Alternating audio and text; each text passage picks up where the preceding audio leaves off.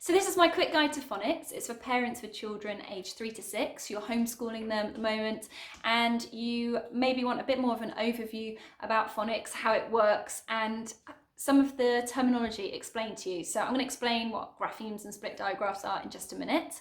But phonics is the most effective way of teaching your child how to read. It's going to enable them to decode words. So when they come across a word, they've not seen it before, it's maybe out of context, they'll know how to break it apart, segment, and blend it back together, put it back together in order to read it. And that's kind of been proven so far to be the best way of them learning to read. So phonics is simply the sounds that each letter makes. So it could be a single letter or a combination of letters, and then it's blending those sounds from left to right to make a word. That is it. That is as simple as phonics gets. Your child will follow or will have been following a phonics scheme at school. Some of the ones I've taught are jolly phonics. They have kind of a bit of a weird action thing, so ants going up your arms. Letters and sounds, read, write, ink, lots of different ones. Your school will choose one and that will be it. And it will be quite a structured, regular part of your child's day if they are in early years foundation stage or key stage 1. So if you don't know what it is, find out from your school. It'll be really helpful for you to know what scheme they use. So some of the terminology. So a phoneme is a sound, d, s, just an individual sound on its own. A grapheme is 2 or more letters that represent a sound. So you could have AY, the grapheme AY makes the sound A, but AI, like in bait, also makes that sound, and A split E, like in late, also makes the same sound. So a diagraph is 2 letters, so a grapheme, that makes one sound, like sh. But a split diagraph is when the 2 letters are separated, so like AE, like in sane, sane, the AE sound split by the N. And understanding split diagraphs it will really help you with supporting your child's reading, being able to recognise when those words come along. Tricky words are just words that aren't spelled as they sound. So why, it's a classic example. Why do we have these words? Yeah, I mean, it's just nothing like it. They will have to just gradually learn these by sight. You can print off tricky word mats that are appropriate for your child's age. So they can just keep having those as a visual and a help, and you just tell them. If you're reading and it's a tricky word, you just give it to them and they will gradually get there with that.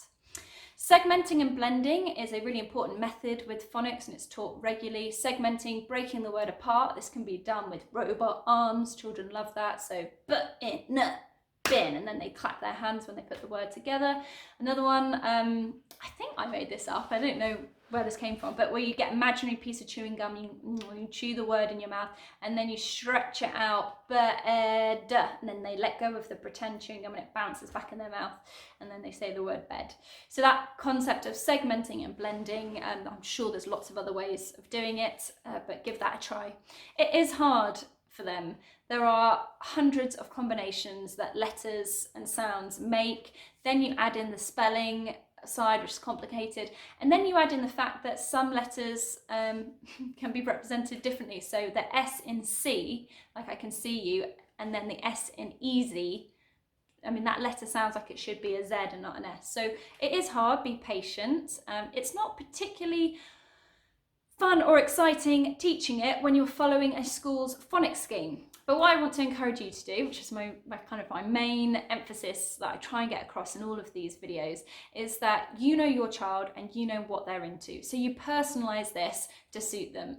So for example, yesterday I taught via Zoom a 4-year-old boy who likes tigers. So yes, it was a phonics lesson on T and T, but I did it in a way where we looked at facts about tigers. I overemphasized the sound.